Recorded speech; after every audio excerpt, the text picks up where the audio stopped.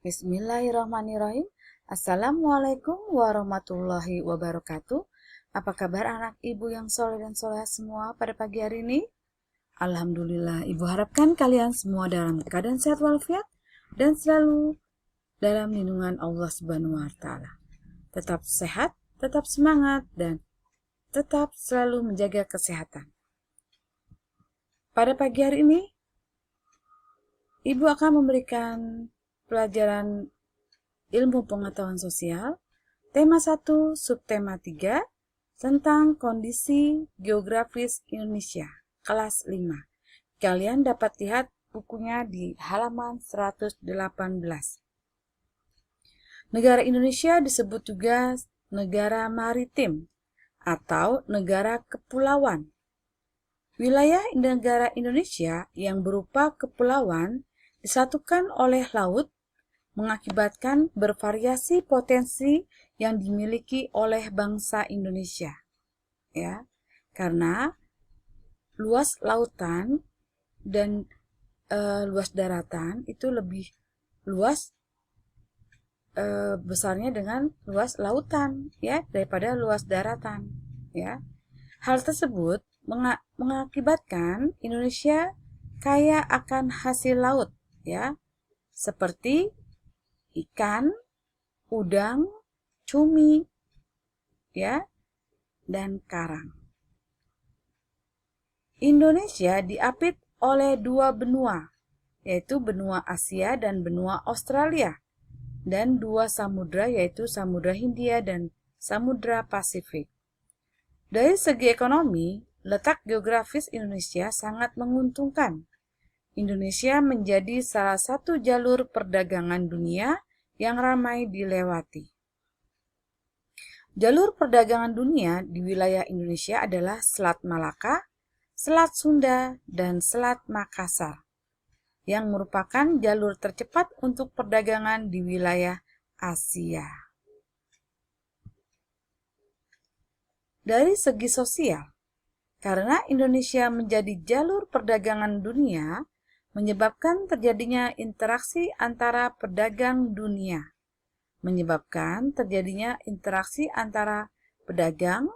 Ya, saat interaksi ini terjadi pertukaran budaya. Contohnya pedagang dari negara Cina datang ke Indonesia, ya. Nah, itu akan terjadi interaksi para pedagang antara pedagang Cina dan pedagang Indonesia, ya. Nah, untuk saat maka dari itu terjadi pertukaran budaya. Letak geografis Indonesia juga mempengaruhi musim di Indonesia. Indonesia memiliki 3 iklim utama, yaitu iklim musim atau muson, iklim tropis atau iklim panas, dan iklim laut. Ya. Pengaruh ketiga musim tersebut menyebabkan Indonesia menjadi negara agraris. Negara Indonesia cocok dijadikan lahan pertanian karena curah hujan yang tinggi, sinar matahari bersinar sepanjang tahun, dan juga suhu yang baik untuk tumbuhnya berbagai jenis tanaman. Keragaman sosial budaya masyarakat Indonesia. Penduduk yang menempati suatu wilayah akan terpengaruh dengan kondisi geografis wilayahnya, termasuk kebudayaannya. Aktivitas kebudayaan masyarakat yang hidup di pesisir pantai ya berbeda dengan masyarakat yang tinggal di wilayah lainnya. Nah, di beberapa daerah pantai di Indonesia, masyarakatnya mengadakan upacara adat pada waktu-waktu tertentu, ya.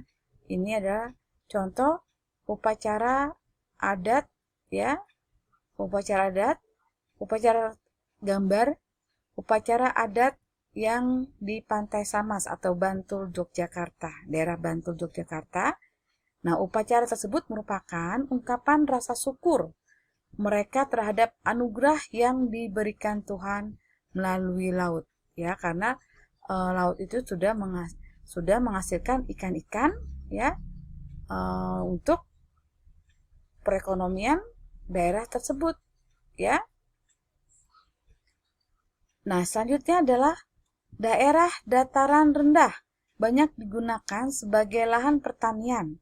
Penduduk dataran rendah pada umumnya berada di daerah pedesaan.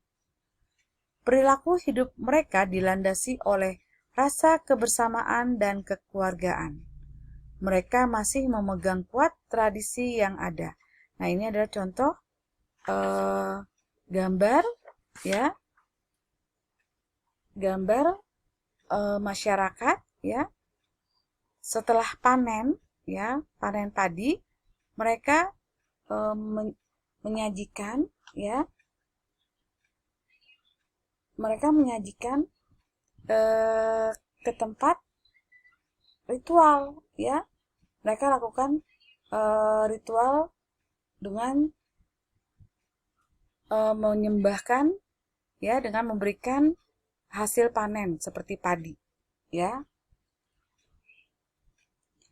Karena mereka bersyukur, ya, atas Tuhan apa yang telah didapat dari daerah tersebut, ya. Nah, mereka dengan bercocok tanam, ya, sehingga dapat menghasilkan padi untuk berjalannya kehidupan mereka, ya. Nah, adat istiadat seperti selamatan, gotong royong, dan lain-lain masih sering dilakukan oleh penduduk pada daerah dataran rendah, ya, atau daerah desa, ya, di desa, daerah pedesaan, ya. Contohnya ketika seorang membangun rumah, ya, membangun rumah dibantu oleh penduduk sekitarnya secara bergotong royong. Kan makanya di pedesaan itu masih kental rasa kebersamaan dan kegotong royongan, ya. Kebersamaan dan kekeluargaannya. Lalu di daerah pedalaman yang berhutan lebat, masyarakatnya hidup mengandalkan hasil hutan. Nah, ini adalah contoh suku Asmat. Kehidupan masyarakat pedalaman masih sangat bergantung pada alam. Contohnya suku Asmat yang ada di pedalaman Papua. Suku Asmat ini juga mengembangkan kebudayaan kayu. Nah, pakaian yang mereka pakai juga masih sederhana, ya. Sederhana pakaian yang mereka pakai. Nah, suku Asmat itu, ya, mereka hidupnya berpindah-pindah, ya, di sekitar hutan sagu, ya, karena makanan pokok mereka itu sagu, ya, bukannya beras, tetapi makanan pokoknya adalah sagu. Seperti papeda, ya, papeda itu berasal dari sagu, ya. Nah, suku Asmat itu juga mengembangkan seni ukir, ya, dia membuat ukir-ukiran dari kayu, ya, diambil dari hutan, ya, lalu membuat ukir-ukiran atau patung dari kayu. Nah, nanti dijual oleh pariwisata yang datang ke suku Asmat dengan harga yang tinggi, ya. Nah, itu contohnya. Nah, masyarakat di daerah pegunungan sebagian besar hidup dengan bercocok tanam. Ini ada contohnya, ya, di daerah dataran tinggi. Mereka sebagian besar hidup dengan bercocok tanam, atau perkebunan teh, perkebunan sayur mayur, ya. Nah, kondisi lahan di lereng gunung yang curam menyebabkan petani membuat sistem ladang bertingkat. Nah, selanjutnya adalah di kawasan pegunungan Tengger. Nah, ini adalah contoh adat ritual yang diadakan di daerah Gunung Bromo, ya. Ya, karena kawasan Gunung Bromo itu terdapat Gunung Bromo yang mereka anggap suci, ya. Nah, setiap tahunnya suku Tengger mengadakan upacara Kasodo, ya, di Gunung Bromo. Kasodo itu upacara, ya, ungkapan syukur, ya, ungkapan syukur terhadap Tuhan Yang Maha Esa karena telah menghasilkan berbagai macam sayur mayur, ya, sehingga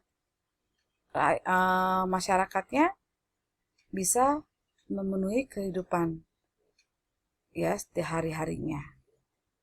Nah, ini di sini adalah contoh keragaman budaya sosial masyarakat di Indonesia, ya. Nah, nanti penugasannya kalian lihat di KI 3 di e-learning. Sampai di sini penjelasan dari Ibu. Untuk lebih dan kurangnya Ibu mohon maaf. Wassalamualaikum warahmatullahi wabarakatuh.